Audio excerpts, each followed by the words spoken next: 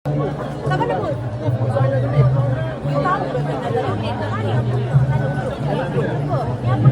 Ni ada ayam, daging, kerang. Berapa satu? Ayam 11, daging 13. Okey. Kau ambil semua, jom. Kita pergi sana lah nanti. Ha? Pergi Tak dia bawa nak jual lah, kan? tak lah. Kan? Takkan Dia nak tangkap gambar kan. Saya jual. Pasal niaga saya jual. Tapi yang kan salah. Okey, baik. Kau ambil semua. Berapa? Ayam 11, daging 13.